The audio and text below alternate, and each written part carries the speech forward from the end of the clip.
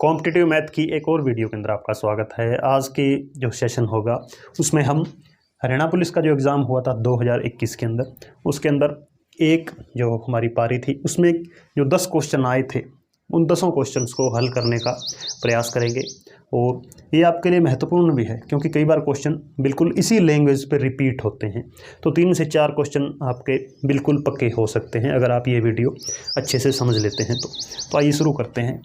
जैसे पहला question profit and loss का है कि 1 रुपये में 12 नारंगी बेचने पर 20% की हानि होती है। 20% लाभ कमाने के लिए 1 रुपये में कितने नारंगी बेचने चाहिए। तो इसे यदि हम ऐसे माने कि माना सेलिंग प्राइस x रुपये है तो फिर तो बहुत लंबा हो जाएगा, उसमें आगे कभी प्रॉफिट का फॉर्मूला लगाओ कभी लॉस का, तो काफ़ी लेंथी हो जाएगा। ये काम हमें नहीं करना है। हमें क्या दे रखा है कि जब 1 रुपये में 12 नारंगी बेचे तो व्यक्ति को 20% की हानि हुई।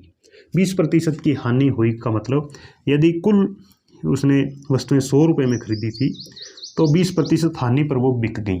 बिक गई का मतलब सेलिंग प्राइस। 20% हानि मतलब वो 100 का सामान था वो 80 में ही बिक गया, ऐसा हम मान लेते हैं। और लेकिन वह 80 में नहीं बेचना चाहता क्योंकि लॉस तो कोई चाहेगा नहीं। वह क्या चाहता है कि 20% का लाभ हो। 20% का लाभ का मतलब 100 की वस्तु वो बेचे 120 में। तो हमारे पास जो दोनों सेलिंग प्राइस आए हैं उनका हमें रेशो लेना होगा। 0 से 0 काटो, 4 पर कटेंगे तो 2:3। ये क्या है, मूल्य है या सेलिंग प्राइस है, उनका अनुपात है। यानी पहले 2 अब 3, तभी तो लाभ होगा क्योंकि 2 से बढ़ गया है 3। दूसरी तरफ हमारे पास क्या है, आर्टिकल हैं या हम लिखेंगे वस्तुएं। वस्तुएं पहले 1 रुपये के अंदर 12 बेच रहा था और अब उसे कुछ कम बेचनी होगी, ये चीज़ हमें पता, लेकिन इसका यूज़ नहीं करेंगे, हम इसी का ही यूज़ करेंगे।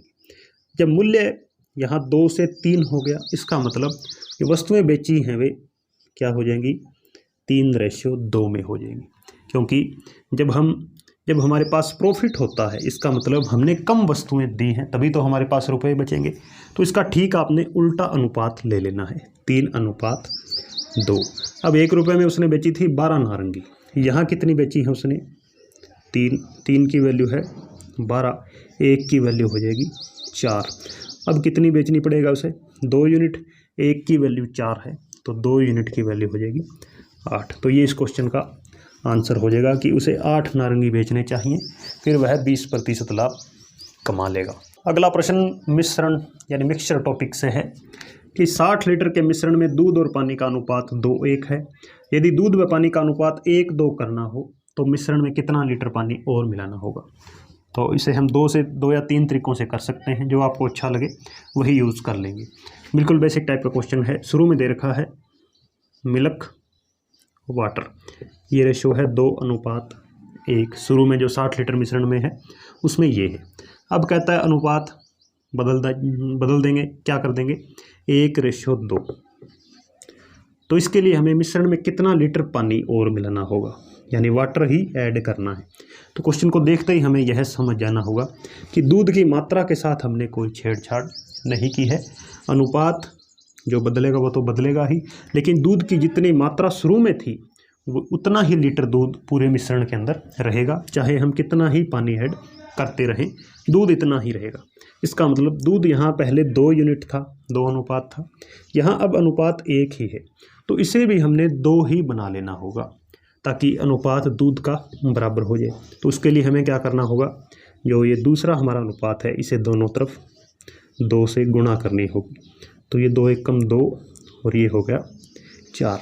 अब दोनों तरफ दूध की मात्रा सेम हो गई, लेकिन यहाँ फ़र्क पड़ा है क्या, पहले पानी था 1 यूनिट, अब है 4 यूनिट।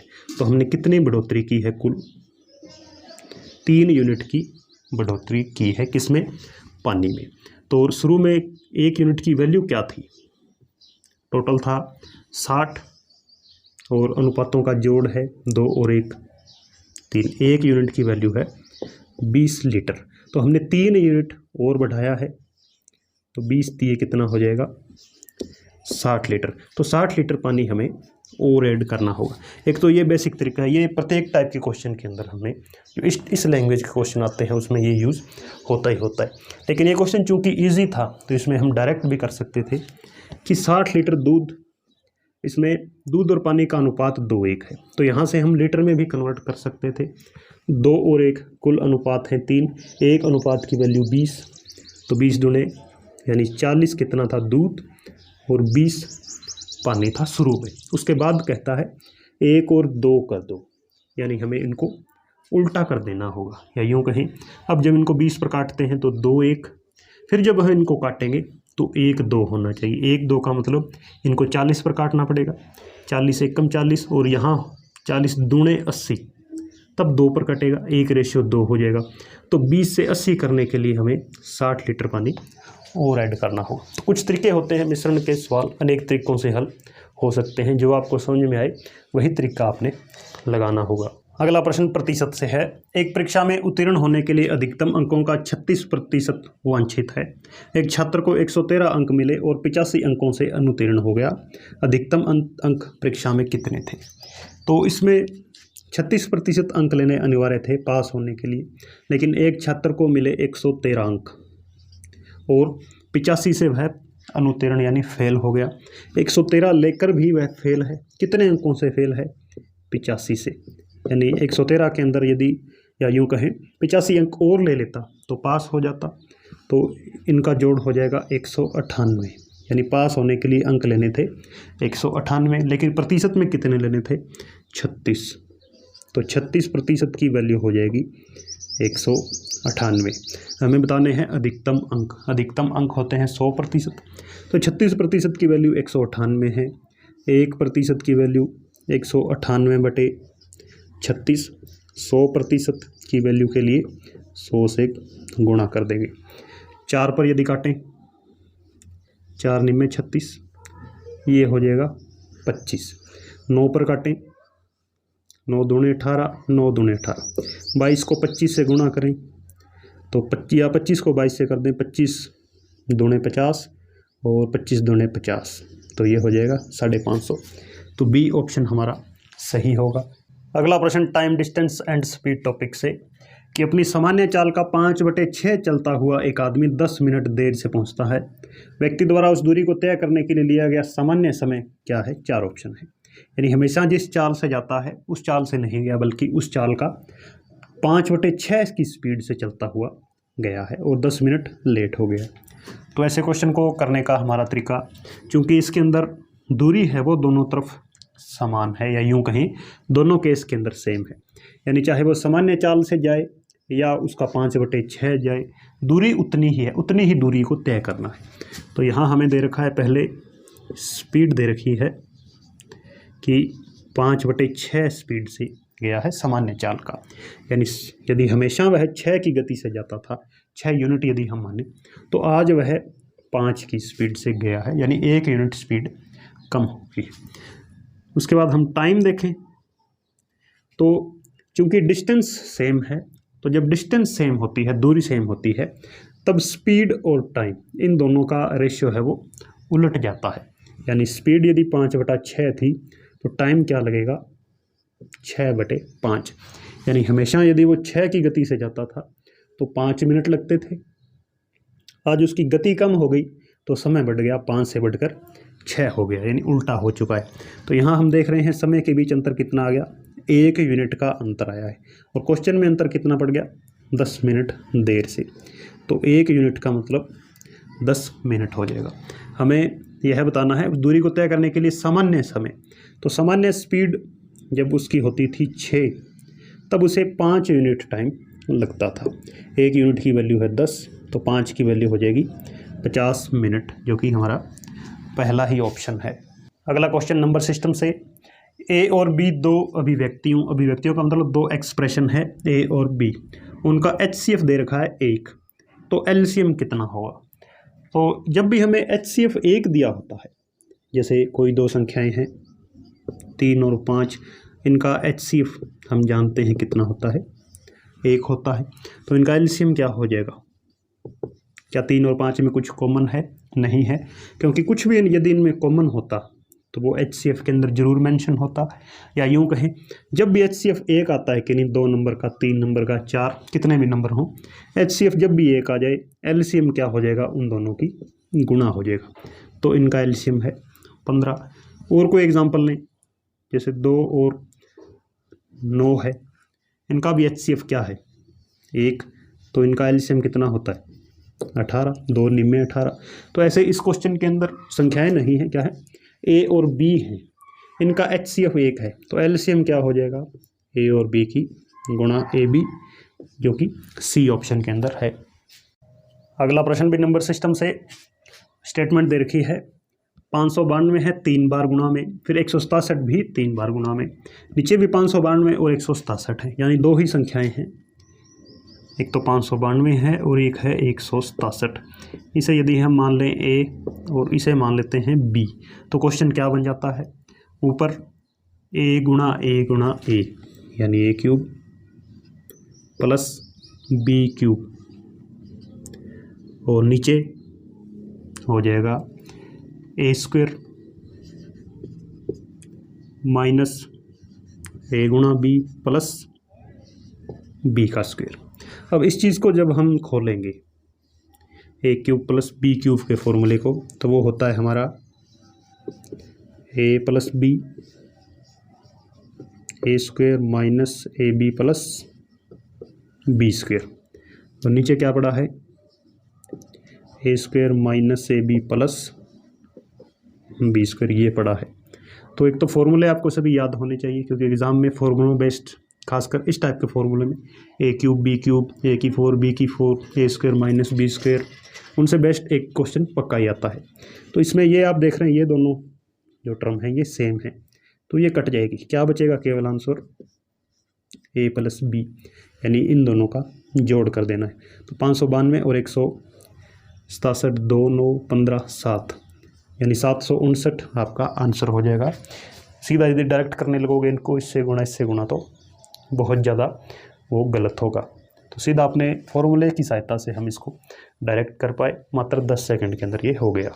अगला प्रश्न औसत से, यदि 4 पर्यवेक्षणों का औसत 20 है, पर्यवेक्षण यानी 4 ऑब्जर्वेशन है, उनमें एक नियतांक यानी एक फिक्स कोई अंक जोड़ दिया है C को प्रत्येक पर्यवेक्षण में जोड़ दिया जाता है, तो मध्य है 22 हो जाता है।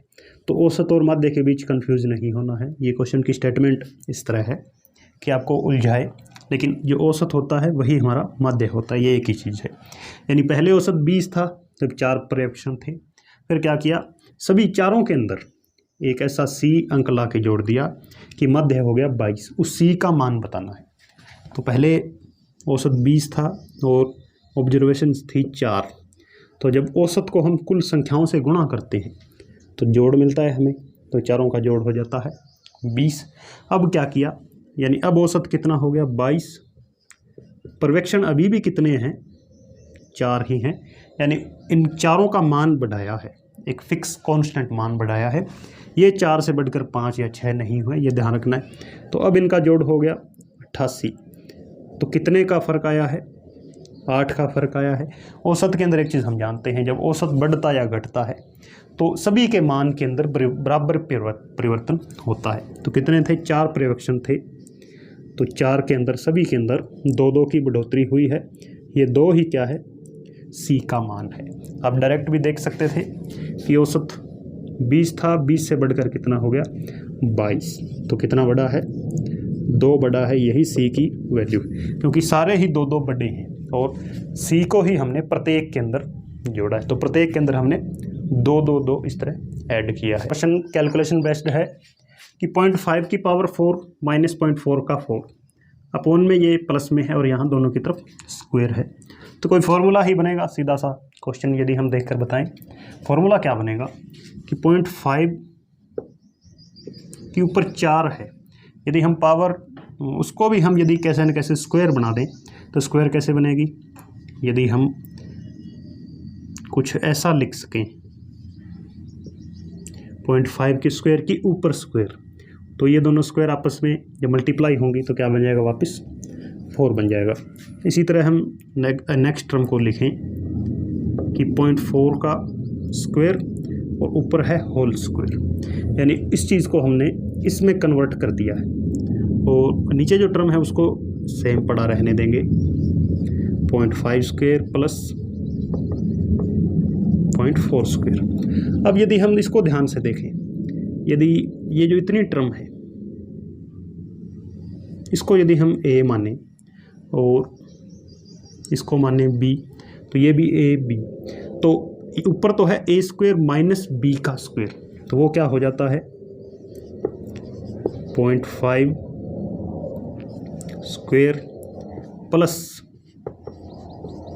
0.4 का स्क्वायर माइनस, यानी ये तो हो गया a प्लस बी, इधर लिखा जाएगा a minus B, sorry a square minus B का स्क्वायर है, तो a प्लस बी और गुणा में होता है a माइनस बी, तो यहाँ हम लिखेंगे 0.5 का स्क्वायर माइनस 0.4 का स्क्वायर। नीचे ये पड़ा है 0.5 का स्क्वायर प्लस 0.4 का स्क्वायर। अब ये जो टर्म है नीचे की, ये इसके साथ एग्जैक्ट मैच कर रही है, तो इससे ये क्या है सारी कट हो गई, केवल इतना ही बचेगा। क्या बचा है 0.5 स्क्वायर माइनस 0.4 स्क्वायर। 0.5 का स्क्वायर क्या होता है 0.25 और 0.4 का स्क्वायर होता है 0.16, माइनस करेंगे तो 0.09, जो कि ऑप्शन बी में सही है। तो अपने फॉर्मूले ध्यान रखने हैं कि ऐसे क्वेश्चन अक्सर फॉर्मूला बेस्ड होते हैं। अगला प्रश्न इंस्टॉलमेंट का है, कौन सा वार्षिक भुगतान 8% वार्षिक दर से 5 वर्षों में 580 रुपये का मोचन कर देगा। यानी 5 वर्ष बाद जब इंस्टॉलमेंट कंप्लीट होगी तो 580 रुपये देने होंगे। शुरू में राशि कितनी उधार ली थी ये बताना है। तो मान लेते हैं कि शुरू में उसने x रुपये लिए थे, तो जैसे 1 साल कंप्लीट होगा तो ये x रुपये उसे वापस लौटाने होंगे। फिर इस x रुपये का ब्याज है ये दूसरे वर्ष के अंदर ऐड हो जाएगा। यानी दूसरे वर्ष के लिए जब हम राशि की गणना करेंगे तो उसमें पहले जो 100 रुपये जो पहली राशि थी x रुपये वह तो आएगा ही आएगा, प्लस इसके ऊपर जो ब्याज बना है x गुणा दर कितनी है 8% और 1 वर्ष का ब्याज, ये इसके अंदर कैलकुलेट हो जाएगा। फिर अगला वर्ष शुरू होगा तो उसमें ये 100 रुपये तो भुगतान के शामिल रहेंगे ही रहेंगे, प्लस जो पीछे 2 वर्षों के लिए ब्याज हो चुका है अब 2 वर्ष ले लेंगे, वह भी वापस देना होगा। इस तरह से चलेगा ये, इस तरह से कितने वर्षों तक 5 वर्षों तक। यानी 5वें वर्ष क्या हो जाएगा x प्लस x गुणा 8 गुणा 4/100। तो अब हम देख सकते हैं 1 वर्ष 2 वर्ष 3 वर्ष, 1 वर्ष हमने लिखा नहीं और एक ये 5 वर्ष पूरे हो गए। अब x कितने हैं यहाँ से देखें 1 2 3 4 और 5, यानी 5 वर्षों के 5x तो सीधे हो जाएंगे, प्लस इनके अंदर ये हो गया 8x/100 प्लस यहाँ हो गया 16x/100, फिर तीसरे वर्ष 24 हो जाएगा और चौथे वर्ष 32x/100। इनके बराबर कितना भुगतान है 580 रुपये का। यहाँ से 5x 100 नीचे एलसीएम आ गया, 8 और 16 24 और यहाँ भी है 24 48 और 32 80x, इसके नीचे 1 मानते हुए हम एलसीएम ले लेते हैं, तिरछी गुणा करेंगे 100 5 500 और 500 हो जाएंगे 80 और बराबर कितना है 580। ये 100 यहाँ आ जाएगा गुणा में। अब x की जगह हम देख सकते हैं 580 से 580 कैंसिल, x बराबर 100 रुपये। तो ये बी ऑप्शन हमारा सही हो जाएगा। नेक्स्ट ये क्वेश्चन आयु टॉपिक से है। कमल अपनी बहन वीणा जो अपने भाई से 2 साल छोटी है से 5 गुना बड़ा है। यानी कमल वीणा से 5 गुना बड़ा है और वीणा अपने भाई से 2 साल विजय से छोटी है। यदि विजय 10 साल का है तो कमल की उम्र बताएं। तो हमें एक तो कमल दे रखा है, एक नाम है वीणा और एक है विजय। वीणा और विजय के बीच क्या रिलेशन है कि वीणा अपने भाई से 2 साल छोटी है। अपने भाई विजय से 2 साल छोटी है, और विजय दे रखा है 10 साल का, तो ये 2 साल छोटी है तो कितने की हो गई, 8 साल की। कमल अपनी बहन वीणा से 5 गुना बड़ा है, तो 8 का 5 गुना कितना हो जाएगा, 40 वर्ष। तो सी ऑप्शन हमारे लिए सही हो जाएगा। तो ये 10 क्वेश्चन थे। एक क्वेश्चन में वेन डायग्राम का भी था जो कि हरियाणा पुलिस में एग्ज़ाम में आया था, वो बिल्कुल जी था, सीधा डायग्राम देखकर हो जाता है। तो ये क्वेश्चन हमने आज कंप्लीट किए हैं हरियाणा पुलिस एग्ज़ाम 2021 के। तो ये सेशन आपको कैसा लगा है और आप किस एग्ज़ाम की तैयारी कर रहे हैं, ये सभी बातें आप कमेंट बॉक्स में लिखकर ज़रूर बताएं।